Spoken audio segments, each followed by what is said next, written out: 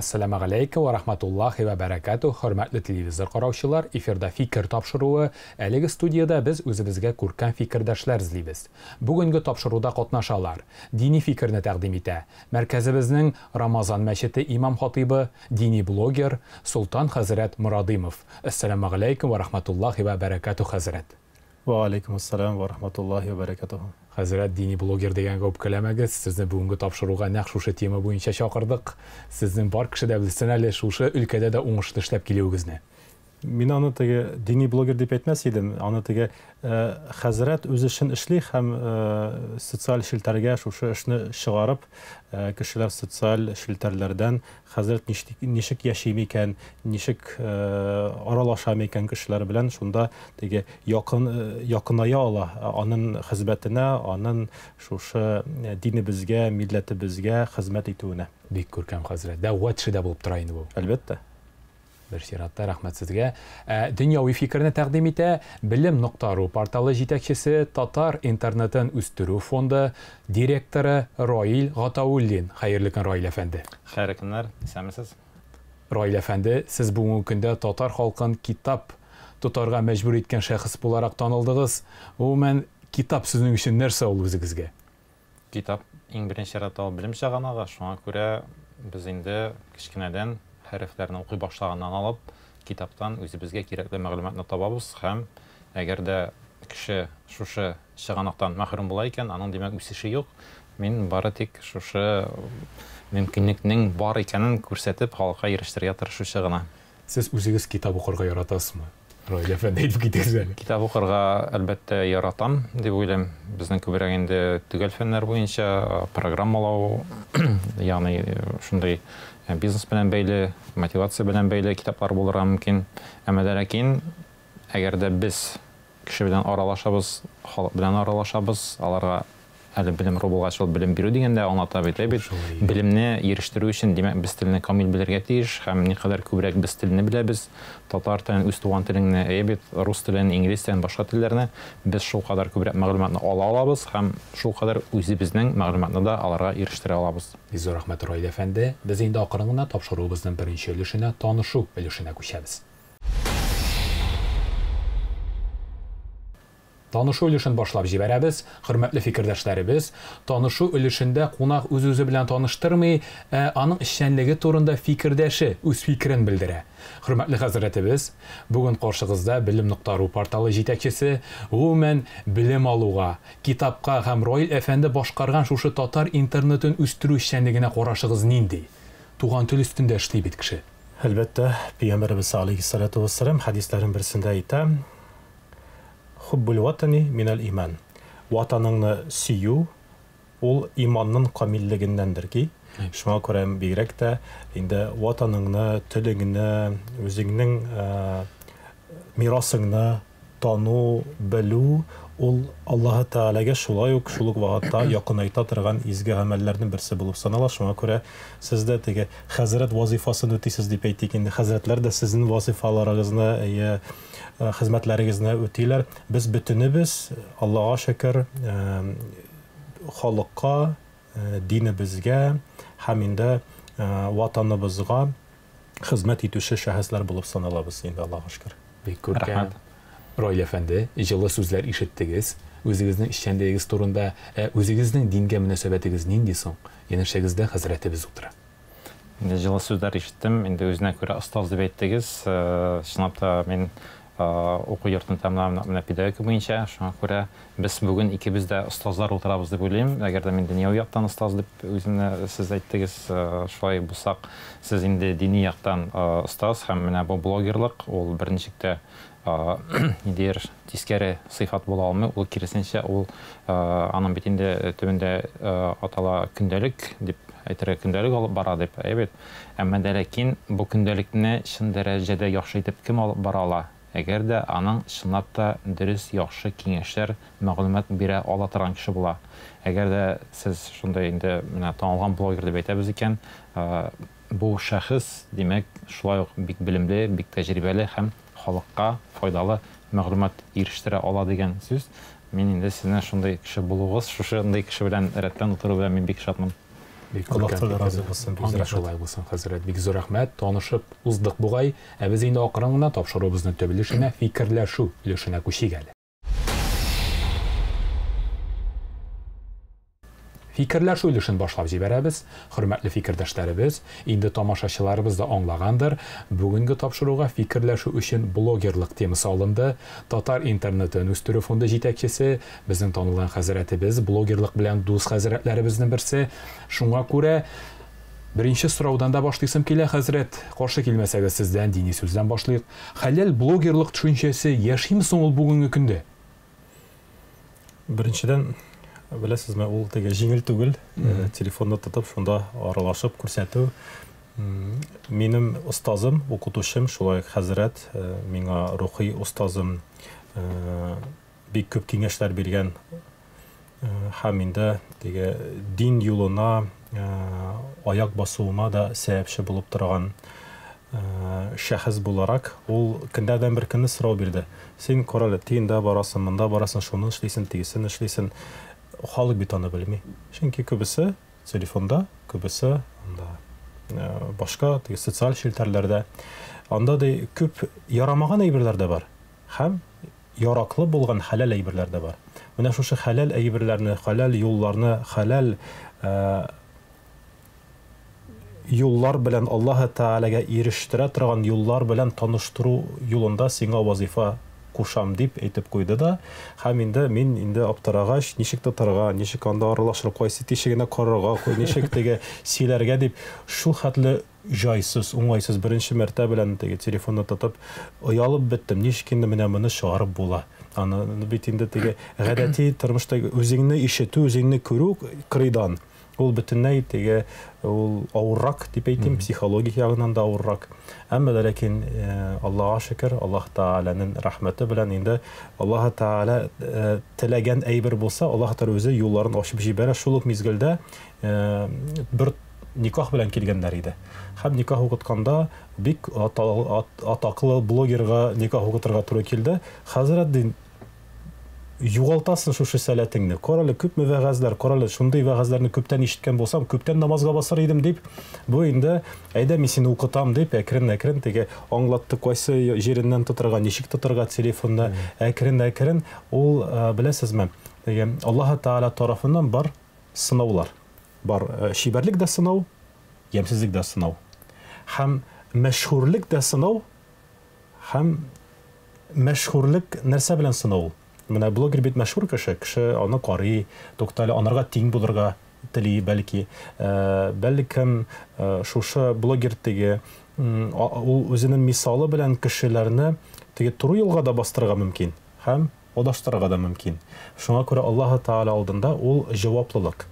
Монда туры юлга эндәүче булсаң, син шушы изгелекнең савабын үзеңә дә яздырасың. Мәсәлән, син шунда телефонны тотып, карагыз әле, менә шундый дуга белән көннегезне башласагыз, әйбәт булыр. Менә шушы китапны укысагыз, бик шәп була, бик яхшы була, әйбәт була дип, әгәр дә син берәрсен изгелеккә, яхшылыкка эндәсәң, ул сиңа шушы изгелекне шулай эшләгән кебек, Пәйгамбәрбез алейһиссалату вассалам хадисендә әйтә, "Мен далла алал хайри кафаиле", кемдә кем берәр изгелеккә үтәргеч сәбәпче булса, шушы изгелекнең әҗере, савабы анарга да язылыр, һәм үтәүченең дә савабы кимемәс дип килә. Шуңа күрә ул Аллаһ Тәгаләнең җаваплылык. Савабы да, изгелеге дә языла. Әмма ләкин икенче ягы, әгәр дә син берәр хатаны өйрәтсәң, теге белеп яки белмичә, мәсәлән, барасың син рульда, тоттың телефонны, һәм рульда реминеңне эләктермичә барасың, мәсәлән, һәм шунда төшереп үзеңне күрсәтәсең. Башкалар карый, каралы, шулай җиргә модный икән дип, һәм реминне эләктермичә җириләр икән, һәм кануннарны, кагыйдәләрне бу гади генә мисал дип әйтик. Син бозасың, яки инде теге рульда була торып, телефонны тотып, сөйләп, аңлатып барасың, син шунда телефонга карыйсың, юлга карамыйсың, берәр фаҗигале хәлгә китәргә мөмкинсең. Һәм син шушы начар тискәре гамәлнең үрнәге булырга мөмкин. Яки инде башка сүгенү, яки тәмәке тарту, яки начар гадәтләр, берәр начарлыкка иретәсен икән, ул начарлыкның гөнаһысы сиңа да шулай истәлә, кызганыч яки. Шуңа күрә ул Аллаһ Тәгалә алдында сынау булып санала. Изгелеккә син аны кулланасың икән, кешеләрне бәхеткә этәрәсең икән, саваплы буласың, дәрәҗәле буласың кешеләр алдында да һәм Аллаһ Тәгалә алдында да. Әгәр дә инде киресенчә начарлыкка өйрәтәсен, Аллаһ Тәгалә алдында да дәрәҗәң төшә. Һәм иң соңында иртәме-соңмы кешеләр алдында да ул дәрәҗә төшәчәк. Бик зур рәхмәт, хәзрәт. Фикерегез өчен, Ройль әфәнде, сез инде блогерлык дөньясы белән дә яхшы таныш шәхес. Сезгә шундый сорау: халыкка нинди блогер кирәк бүгенге көндә? Халыкка нинди блогер кирәк дигән сорау мөгаен бик катлаулы сорау. Нәрсә генә эшләмиләр бит Ройль әфәнде? Ниндиләре генә юк? Менә ул мөгаен хәтта менә шул матбугаттан чыга, телевидение чыга. Мисал өчен, телевидение тырыша халык карый торганрак тапшыруларны, халыкка нәрсә якынрак, кызганча каршы менә элегрәк без бала чакта бар иде. Анда икенче канал дип аталайды инде ул. Аны без инде антеннаны туры китереп тырышайдык. Татарга бетәсендә. Анда француз телен өйрәнә, булай, испан телен өйрәнә, булай, шундый дәресләр бар иде. Бит анда онлайн шул федераль телеканалда. Әгәр дә мәсәлән вакыт тапшыру, время тапшыру була икән, ул вакытта без мөмкин кадәр мәгълүматны ни кадәр аны дөресме юкмы икән белмибез. Без аларны алайбыз. Һәм бик күп белем бирә торган файдалы нинди тиеш җәмгыятьне ничек камилләштерергә тиеш без, шундый тапшыруларны күбрәк куелайды. Хәзер безнең телевидение, матбугат, блогерлар еш кына җәмгыятьне формалаштырмый, аларга ярарга тырыша. Кызганыча каршы кайбер моментта ул билдән түбән булырга мөмкин. Кайбер вакытта ниндидер шундый көлке, шундый мәгънәсез сүзләр белән ничектер үзенә җәлеп итәргә. Бит аның хәзер матбугатта яңалыкларның башламнары, заголовоклар төрлечә, мәсәлән, кызыктырып үзенә эләктереп алып китү өчен нинди шундый мәгънәсезрәк исемнәр алып, аның эчендә әйбәт булырга мөмкин, әйбәт, әмма ләкин без инде башында ук ниндидер, ягъни менә бу хәзер вакытта блогерлар тарафыннан да, матбугат тарафыннан да, телевидение тарафыннан да халыкка ярау бара. Бу бик искәре күренеш һәм бу деградация китерә. Хәзер вакытта чынбарлыкта әгәр дә без киләчәк буын яхшы җәмгыятьне формалаштыра телибез икән, безнең мәктәптә генә, балалар бакчасында гына теге яхшы тәрбия, билем бирү түгел, менә инде югары уку йортында гына да түгел, анда да инде кими бара, аны тырышалар яхшыртырга, ул яктан бик күп төрле тәрбияви эшләр алып бара. Мин мәсәлән федераль университетта укытам, анда студентлар бик күп төрле оешмалар эшләр, әмма ләкин укып белергәч бит әле аны дәвам итәргә кирәк. Безнең укыган балаларыбыз чынбарда бу була икән дип, ул бит киресенчә аның кире эффекты булырга мөмкин. Әлегә әйтәләр иде. Мәсәлән, аеруча яшь авылдан килгән балалар бузылалар шәһәргә килгәч дип. Әйбәт, шундый бар икән. Анда безнең тәрбияләндек, шундый, әмма карасаң ул була икән дип. Шуңа күрә блогерларны хәзер вакытта мин өндәр идем, менә хәзрәт кебек һәм тагын шундый таныш яхшы блогерлар бар, җәмгыятькә файдалы темаларны яктыртырга. Ярый инде ансы ашсу блогерлар, ансы тематик блогерлар бар, анысында нәрсә түгел, менә җәмгыятьне формалаштыра торган блогерлар хәзерге вакытта әз. Һәм бу бик мөһим тема, һәм моны республика һәм гомумән җитәкчелек тарафыннан бу юнәлештә эшне алып барырга кирәк. Анда медиа белән берлектәме, яисә сорауга җавап бирдем дип уйлыйм. Менә хәзер вакытта блогерлар халыкка ярарга тырыша, һәм бу тискәре күренеш. Чынлап та килешәм. Беренче максат ул телефонда күрде дә ул аны, күлде һәм икенчегә күчерде. Һәм шушы игътибарны тотып алу өчен блогер барысында эшли. Игътибарны тота күңел ачу гына. Һәм бу мәгълүмат бу кешегә аны караучыга бер файда да китермәй. Ул аңа карап үсмәде, ныгымады. Секундлык бер канәгатьлек хисе бетте. Менә мин кызыгам шуңа, бар андый кешеләр дә очратканым да бар, бик файдалы контент эшләп тә җәмәгатьне үзенә аудиторияны җәлеп итә ала. Бик акыллы фикерләр язып, бик акыллы материал туплап, үзенә матур гына блогерлык туплап эшләп килгән шушындый шәхесләр бар. Чөнки халык моңа сусаган һәм менә мондый блогерларның хәзер вакытта үсеш алырга мөмкинлеге бик зур. Ройль әфәнде, аннан соң тәкъдим дә итә белергә кирәктер моны. Менә тәкъдим итүне мин сездән өйрәнәсем килә, сез инде татар интернетының хуҗасы. Дөресен генә әйткәндә, ничек акыллы, матур, шушындый кирәкле мәгънәле материалны хәзрәтебез дә тыңлар иде. Аны ничек матур иттереп тәкъдим итәргә? Менә тәкъдим итү юк бит. Кешенең блогер буласы килә, аудитория җыя алмый. Шул 50 кешесе утыра.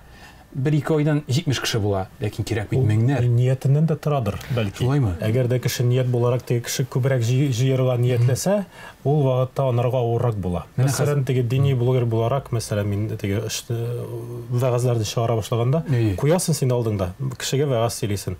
Бигрәк дә пандемия вакытында кеше сусаган, без хәзер утырдык, нишерәк, менә Рамазан ае мәчетләр тулы иде. Хәзер Рамазан аенда пандемия сәбәбендә, локдаун сәбәбендә бөтенесе өйдә бикләнгән, сусаган. Тукта әле, вәгазь сөйлик әле, шушы камераны куя дирек, бер кеше дә куйга тоташмый иде.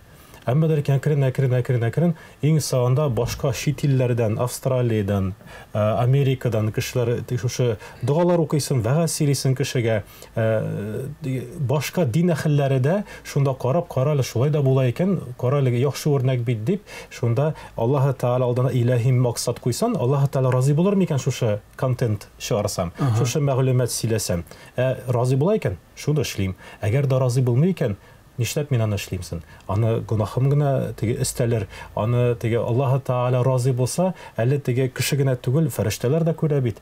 Аллаһ Тәала алдында да дәрәҗәле булыр һәм эш хәерле булса, Аллаһ Тәала үзе ярдәм итер дип максат Аллаһ Тәала ризалыгы өчен булса, ул вакытта була ул. Хәзрәт, сез инде әгәр дә эшең уңайга бара икән, хәерле эш икән, Аллаһ Тәала ярдәм итеп, подписчиклар да, теге язылучылар да килер аның дигән фикердә инде. Ул теге подписчиклар санына мин мәсәлән бер юлы карадым, теге бер ара интернетта бар иде, мәсәлән, хәзер кайсы социаль челтәрдә истә түгел, теге ниндидер ботлар ясап, мәсәлән, раз бүген син 10 кеше, иртәгә 110 мең кеше сиңа язылган. Әмма дә ләкин берсе дә анда теге тере түгел, ул просто теге сан гына. Ул подписчиклар беләсезме, синең күңелендә ихласлык булмаса, ул саны да, аның күләме дә түгел, аларның сыйфатлары булырга тиеш. Һәм сыйфатлар булыр өчен син үзең дә сыйфатлы контент, син үзең сыйфатлы мәгълүмат язарга тиешсең дип уйлыйм. Бүлдерергә рөхсәт итегез, Bilim.ru порталы җитәкчесе утыра. Белем турында сөйләшәбез. Үзегез дә әйттегез, танылган блогерга никах укыдым һәм ул мине өйрәтте. Ул сезне тәкъдим итәргә өйрәткән шушыны, матур итеп телефонны тотарга, дөрес итеп төшергә, җәлеп итәргә бит. Менә шуны мәктәбен кайдан эләктереп алырга, күпләрнең төшерер әйберләре дә бар. Куялар да беләм мин шундый иптәшләрне. Кызык та буга инде. Кеше җыя алмыйлар. Менә монда технология яктан әйтеп китәм, безнең әгәрдә таныту ягынан карасак, анда 3 төрле продвижение инде таныту бар. Белое, серое, черное әйтергә була. Кара булганда, мәсәлән, шул кандай чат-ботлар белән анда тере булмаган тавышларны, язылучыларны җыю.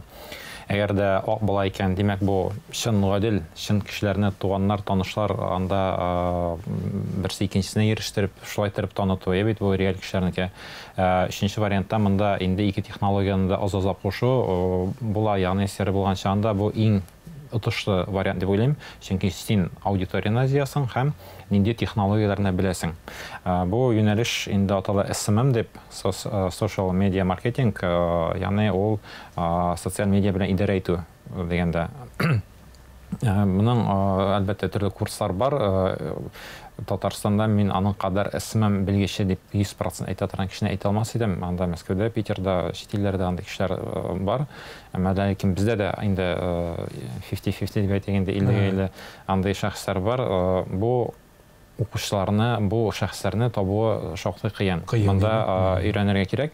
Әлбәттә, аның технологиялары бар. Бит, мәсәлән, кешеләр текстны укуга караганда күбрәк видеоны карауны күбрәк күрәләр. Шуңа күрә, мәсәлән, Хозур ТВ-ны караучылар, аның әгәр нинди газетасы чыкса, газетасын укучыга караганда телевидениесын караучылар күбрәк булачак. Әлбәттә, бит беренче чиратта.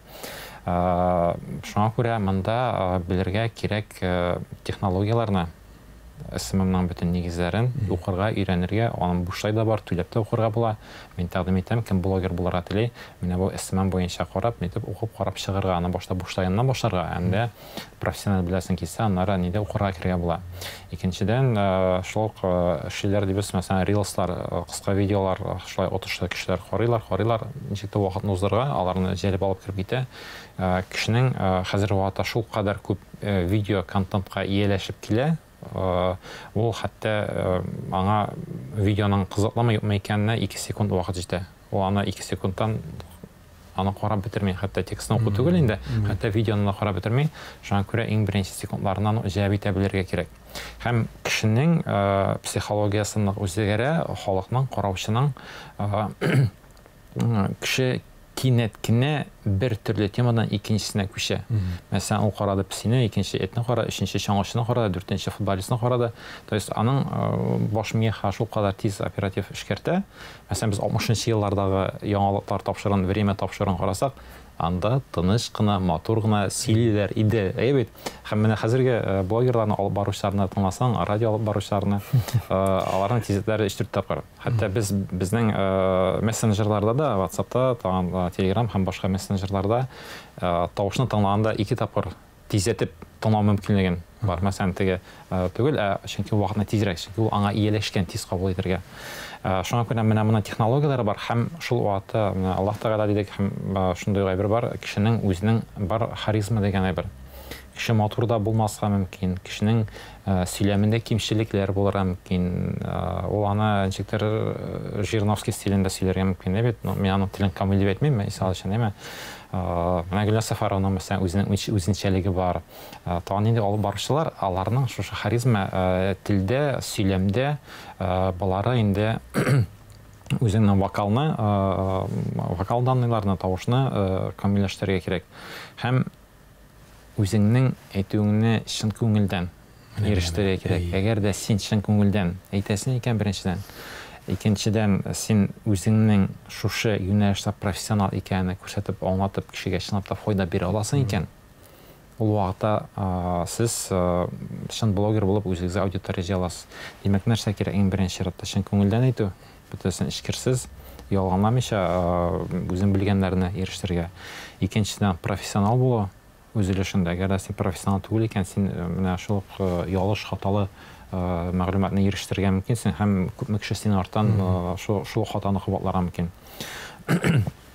Һәм өченчедән менә бу технологияларны куллану, аларның бөтенсендә отышлы анда хэштегларны куллана белергә, анда интонацион нинди моментлар. Менә бу профессионализм ул әкренләп килә. Шуңа күрә баларны исәпкә алган чагында, бөтенсен берләштергән чагында синең аудиторияң да зур була, син инде чын блогер булып бара аласың. Анда бер тагын мәсьәлә бар. Дини блогер буларак, хәләл блогер буларак дип әйткәндә, мәсәлән, шул ягы бар. Мәшһүр булуның аның тискәре ягы бар. Кешенең мин-минлеге артырга мөмкин. Менә ул бик куркыныч әйбер. Юлдыз шире. Юлдыз шире дип шире һәм аннан беләсезме, монда тәкәбберлек арта, мин кем дип хәтта үзе беркемдә дә түгел. Мәсәлән, мин бер сәфәрдә булган идем, командировкага барган идем, чит илдә отельгә килдем һәм инде аның аерым мәсәлән, аның бар иртәнге вакыт, көндезге аш, кичке аш. Кичке аш бетте. Ярты сәгатьтән соң бу блогер килгән. Бу ниндидер блогер, мин аны белмим. Яшь кыз һәм дулый башлаган. Миңа бирегез, мин менә саңа калдым, тегеләр була, сез гафу итегез, монда җыештырып бетердек, ризыклар аша бетердек. Вакытында килергә кирәк иде дип кеше дөрес әйтте. Сез беләсезме, кем белән сез сөйләшәсез? Минем анда миллион подписчик, тегеләй булай. Акыра башладым, әйтәм, я Алла, карале, ничек була икән? Аллам сакласын менә шундый булырга дип. Аннарысы инде ул барыбер үзенекен эшләмәде, бик ямьсез яктан үзен күрсәтте. Мин китәм, абзый ул интернетның ничек кабына икәнлеген дә мин гафу итегез, сезне белмим ди. Әмма дә ләкин менә хәзер сезне ишеткәч, тагын да тискәре яктан сезне үзегезне таныттыргач, тагын да үземнең фикеремне үзгәртмәскә уйладым. Әгәр дә матур гына сорасагыз, үзем барып пешереп сезгә бераз булса да ризык китерер идем. Әмма дә шулай акырга, шулай тәртипсез, ямьсез үзегезне тоткач, олы кеше белән. Мин бөтенләй башка фикердә хәзер булдым. Хәтта сорасагыз да мин хәзер барып сезгә пешермим. Ни өчен? Чөнки мин ихлас күңелдән пешермим аны. Мин аны ачулы килеш пешерермен дип әйтә. Бу повар, шеф-повар булып чыкты. Мин уйлап фикерләп тукталып, карале, шулай да була икән. Һәм инде менә укытучым, рухи устазым әйткән иде. Хәзрәт, һәрбер менә видео төшерәсеңме, фотога төшәсеңме, нәрсә генә булсын тормышта, синең күңелеңә тәкәбберлек шире кермәсен өчен, Аллаһ ризалыгы өчен дип эшлә. Һәм инде шушы видео аша кешеләрнең күңелләренә яхшылык иретим әле. Кешеләрнең күңелләренә яктылык, Аллаһ Таала нурын, нурның керүенә сәбәп булыйм әле, я Раббым дип дуа буларак эшлә, һәм инде нәтиҗәсе үзе Аллаһ Тәгаләдән булачак дип шундый бер үрнәк ясаткан иде, шундый бер киңәш биргән иде. Һәм инде әлбәттә ул бик кирәк. Чөнки кайвакыт кеше үзеңне әллә кемгә саный башлый икән, тәкәбберлек керә икән күңеленә, ул бөтен изгелекләрен, бөтен яхшылыкларын бетерә башлый, үз-үзеннән үзе бетерә башлый һәм Аллаһ Тәгаләнең дошманына әйләнә ул кеше. Аллаһ сакласын. Нинди генә файдалы мәгълүмат җиткезсә дә, әгәр дә аның, менә сез дөрес әйттегез, ихласлылык, чын күңелдән, эчкерсез аның халаты булмаса, ул вакытта үз-үзен рухи яктан һәлак итәргә мөмкин. Менә ансы да бик зур афәт, шушы афәттән, шушы ширдән инде имин булуын насыйп әйләсен һәрберебезгә дә. Бик зур рәхмәт, хәзрәт Раил әфәнде. Сыйфатлы блог ничек туа? Сыйфатлы блог иң беренче чиратта идеядан туа. Әгәр дә кеше ниндидер идея белән килә икән, ул бу идея белән шуңа кирип суарылып китә. Һәм шушы идеяны ул әкренләп үстерә, камилләштерә. Сыйфатлы продукт була ала, бары тик камилләшкән продуктны. Әгәр дә без әзерлибез икән, мәсәлән, без инде программа чарасын яздык, төздек, ул программа эшли, әмма ләкин кулланучылар эшләп, үзебез эшләп, без аның кайдан нәрсәләр яхшыртабыз, камилләштерәбез, біз аны гел сыйфатын арттыра барабыз. Бит. Аннары аның инде, әгәр дә инде без сыйфатлы блог дип карасак, ул иң беренче чиратта аның кайдандыр читтән алынмавы. Хәзер вакытта копирайтинг дигән әйбер бар. Бар копирайтерлар нинди текстны алдылар да, нинди сервис кулландылар, аны бераз гына шу система аша үткәрделәр дә, анары үзенеке итеп, ничә процент белән анары яна урнаштырдылар. Әмма ләкин эзләү системалары хәзер бик шулай камилләштеләр, һәм андай каяндыр алынып, өстәп язылган текстларны инде беренче чыганакның кайдан икәнен беләләр, һәм рейтингта эзләгәндә аларны күтәрәләр. Кемнәр копия ясады, кемнәр шуны укынышында, аларның дәрәҗәләре түбән, аларның хәтта беренче 100 биттә дә күрмәскә мөмкин.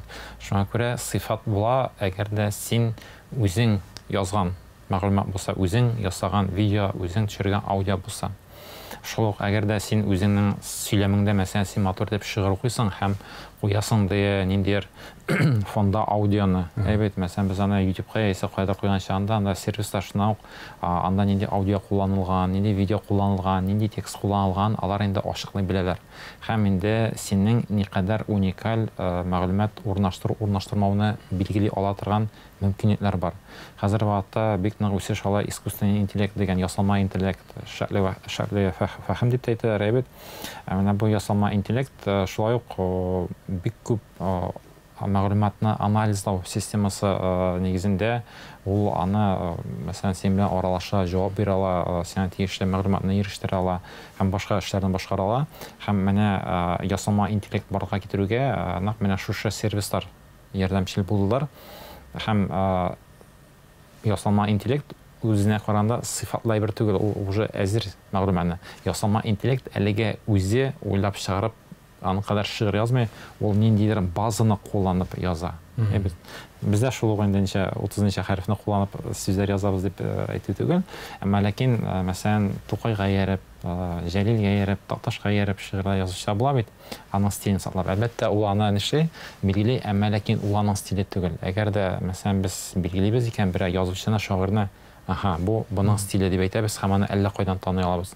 Мәсәлән, Тукайның шигырен, Такташның шигырен шунда айыра була бит, әйме? Абдиҗабар Кандалыйның шигырен һәм башкасының кана бит.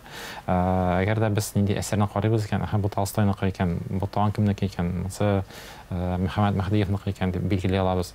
Сыйфатлы продукт булганда, сыйфатлы блог булган чагында да ул шундый булырга тиеш. Менә бу хәзрәтнең блогы икән.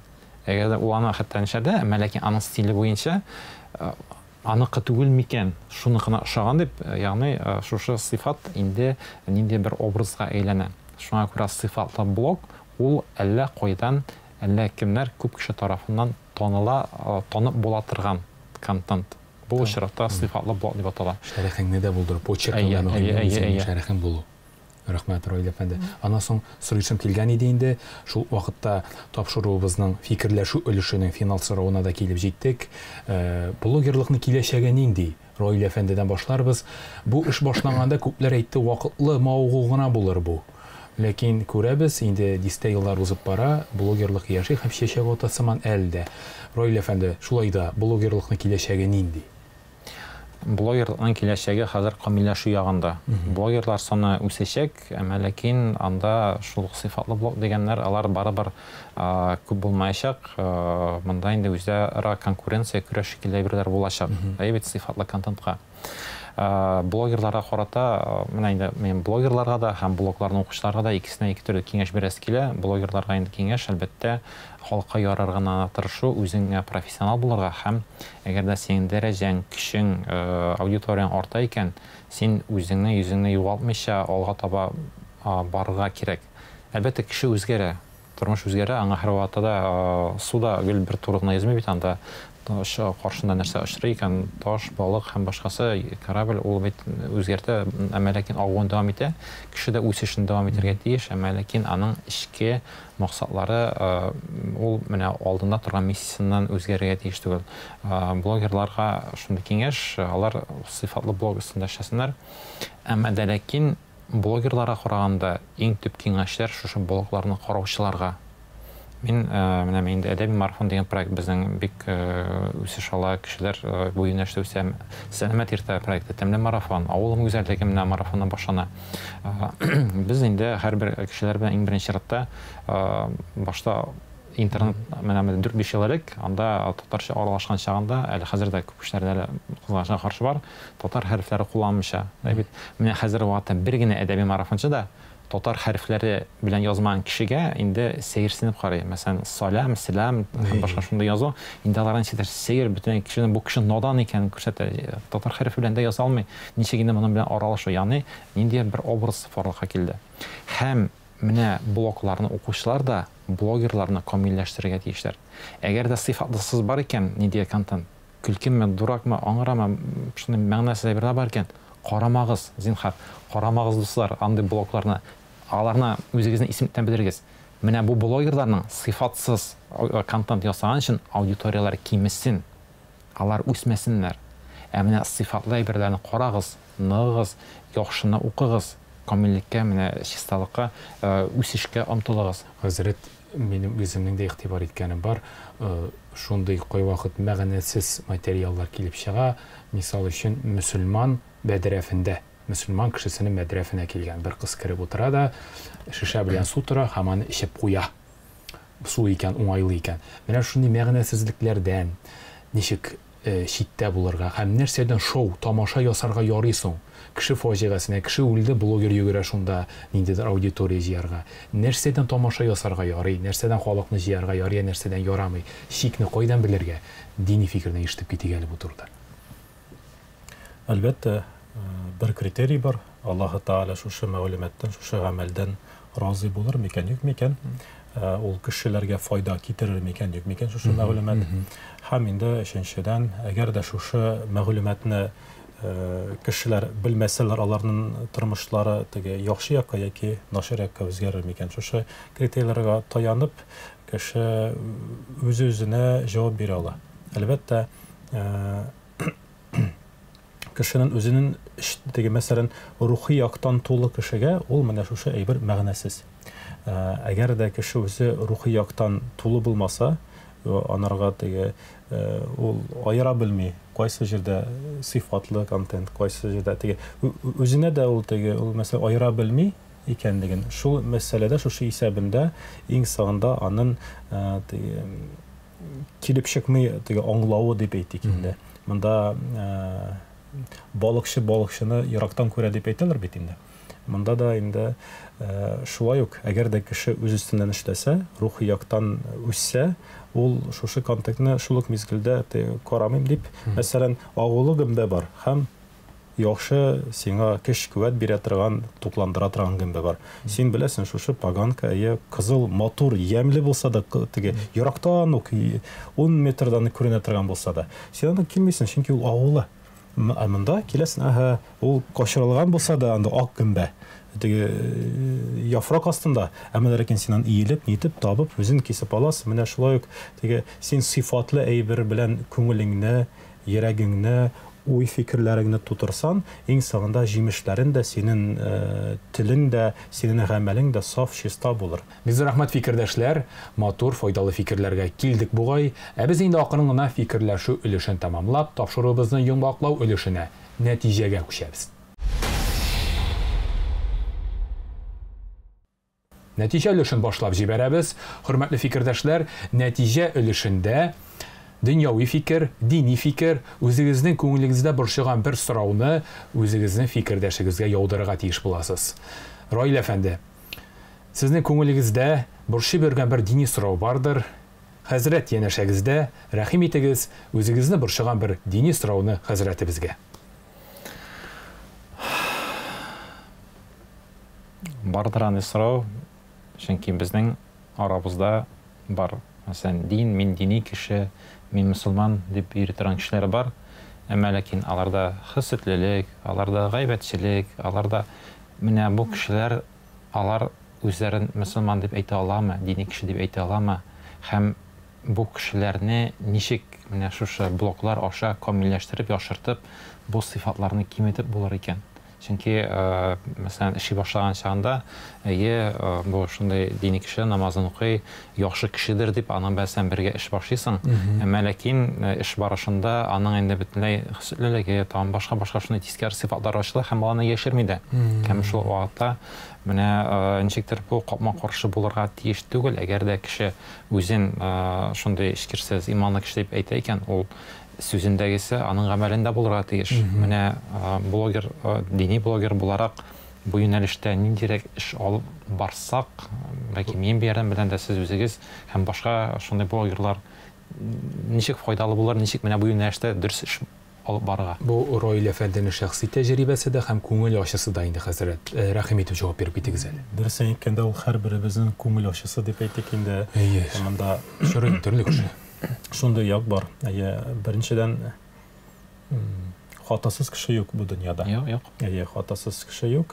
Һәм инде бигрәк тә без үз эшләребездән эшләргә тиешбез. Пәйгамбәрбез алейһиссалату вассалам әйтә, иң авыр һәм зур җиһад булып санала, ул менә үз өстеңнән эшләү. Пәйгамбәрбез алейһиссалату вассалам киңәшләрен берсендә әйтә, чыннан да шин хакыйкый бәхетле кеше кем дигән сорауга Пәйгамбәрбез үзе җавап кайтара. Ул үз өстеннән эшләгән, үз хаталарын эзләп табып, хаталарын үзгәртү эшендә хезмәтен, вакытын, көчен, куәтен кертеп, башкаларның хаталарын эзләүдә булмаган кеше, ул шин хакыйкый бәхетле кеше дип әйтә Пәйгамбәрбез алейһиссалату вассалам. Әлбәттә инде монда хисетлек, Пәйгамбәрбез хисетлек турында әйтә. Хисетлек ул шундый бер куркыныч гынах. Аны күреп була бит. Мәсәлән, башка гынахлар хәмер эчәсең күреп була, зина эшлисең анда барыбер күреп була. Аны теге башка гынахлар, әмма дә ләкин бар яшерен гынахлар, аның турында Аллаһ Тәгалә генә белә. Хәтта кеше үзе дә сизмәскә мөмкин. Хисетләнү, көнләшү, үпкәләү, тәкәбберлек, мәсәлән, алар күңелне һәм йөрәкне, аның кешенең үз җанын бетерә торган, рухи яктан кешене сүндерә торган, шушы Аллаһ Тәгалә нурын киметә торган бер тискәре ширләр дип әйтер идем. Һәм Пәйгамбәрбез әйтә, «Әл-хасаду тәкулул хасанат кама тәкулун нарул хашаб». Шуннан да хисетлек өстендә кеше үз өстеннән эшләмәсә, мәсәлән, хисетләнә, башкаларда бар ул, миндә юк, аларда булмасын дип, мәсәлән, инде хисетләнеп, көнләшеп, үз-үзен бетерә икән, аның шушы гамәлләре генә түгел, аның намазлары, гыйбадәтләре, яхшылыклары менә бер агач кисәген утка салган кебек, иң соңында ут агачны ашап бер уч килгә әйләндергән кебек, менә намазларын, гыйбадәтләрен иң соңында әгәр дә үз өстеннән эшләмәсән, алар шушы бер килгә әйләнәләр. Шуңа күрә инде бигрәк тә менә сез алданрак әйттегез бит инде сыйфатлы контент турында, менә шушы мәгълүматларны кешеләргә җиткезеп, аңлатып, алар аңлый торган телдә шушы мәгълүматны җиткезеп, иң соңында үз хаталарын күреп, үзгәртеп, Аллаһ Тәгалә алдында күңелләрен төзәткән һәм инде бигрәк тә шушы хаталардан, шушы тискәре яклардан арынган бәндәләр арасында булуын насыйп әйләсен һәрберебезгә дә. Амин, шулай булсын, хәзрәт, рәхмәт. Сез җаваптан канәгатьме, Раил әфәнде? Канәгать. Рәхмәт сезгә, Раил әфәнде. Сез инде җавапны ишетеп киттегез. Хәзер инде хәзрәтебезнең сезгә сорау бирү чираты. Хәзрәтебез, менә инде белем, гыйлем өлкәсендә эшләгән интернет кешесенә шулай бит татар интернетын үстерү фонды җитәкчесенә нинди сорауыгыз бар күңелегездә? Рәхим итегез әле мөмкин булса. Әлбәттә, менә сез бик күп чаралар турында әйтеп киттегез. Аны дөрес әйткәндә популярлаштыру мәсьәләсе буенча сез нинди юнәлештә эшлисез хәзер? Теге, мәсәлән, гади халыкка, мин мәсәлән шушы чаралар турында теге әле генә ишеттем дип әйтик, мәсәлән. Ул бәлки бик теге гавам халыкка ничек җиткезәсез, анда нинди чаралар белән, нинди юнәлешләр белән җиткезү эшләрендә эшлисез? Безнең проектлар шактый, ләкин аларның барысында бер максат берләштерә, үз үсеш, камилләшү дигән әйбер. Әгәр дә без кешенең күңеле дә, йөзе дә, сәмәтлеге дә бөтенесе чиста, саф, ныклы булырга тиеш. Шуңа күрә безнең проектлар алар менә һәр яктан шәхесне формалаштыру, татар шәхесен үстерү, формалаштыру юнәлешендә барыла. Мәсәлән, безнең әдәби марафон проекты. Монысы, булар бөтенесенә блогингка туры киләләр. Мин аның бөтенесен аңлатып китермен кыскача гына. Әдәби марафон дигән чагында максаты нәрсәдә иде? Аның иң беренче шарты безнең туган телебезне саклап калу. Без кайчан телне саклап кала алабыз? Әгәр дә без ул телдә сөйләшсәк, урамдагы чагына түгел, анда теге остановкага киттем тагын һәм башка гына түгел, әдәби телдә сөйләшсәк, ул безнең татар теленең иң яхшы камил. Әдәби тел кайда ул? Әдәбиятта. Димәк, нишләргә кирәк? Әдәбиятны укырга кирәк. Әдәбиятны бит аны көн саен укып торып булмый. Димәк, ниндидер гадәт формалаштырырга кирәк. Гадәт ничек формалаша? 21 көндә формалаша. Менә шул рәвештә безнең 21 көн дәвамында үзенең кулыңа китап алып, китап тотып, укып, үзеңдә татарча әдәбиятны укуга шундый гадәт формалаштыру башланып китте. Аның беренчесе 30 көн, 30 кеше катнашкан булса, һәр инде 2000 кеше катнашканы бар. Бик зур рәхмәт, хөрмәтле фикердәшләребез, фикерләрегез өчен. Без акрын гына тапшыруыбызны тәмамлыйбыз. Исегезгә төшерәм, бүгенге тапшыруда катнаштылар. Дини фикерне тәкъдим итте мәркәзебезнең Рамазан мәчете имам хатибы Султан хәзрәт Мурадимов. Хәзрәт, Аллаһның рәхмәте яусын. Ассаламу алейкум. Ва алейкум ассалам ва рахматуллаһи ва баракатуһ. Дөньяви фикерне тәкъдим итте Белем.ру порталы җитәкчесе, Татар интернетын үстерү фонды директоры Раил Гатауллин. Раил, бик зур рәхмәт сезгә. Хәерле эшләр булсын. Амин. Сезгә зур рәхмәт. Без инде хөрмәтле телевизор караучылар, сезнең белән киләсе очрашуларга кадәр дип саубуллашабыз. Ассаламу алейкум ва рахматуллаһи ва баракатуһ. Сау булыгыз.